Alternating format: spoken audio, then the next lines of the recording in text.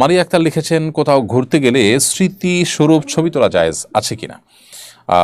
বোন মারিয়া, যদি কোথাও ঘুরতে যান, যে আপনার ফটোগ্রাফিক্যাল ছবি, সেই ছবি, ফটোগ্রাফিক ছবি আপনি তুলতে পারেন, সেটি প্রিন্ট করবেন না।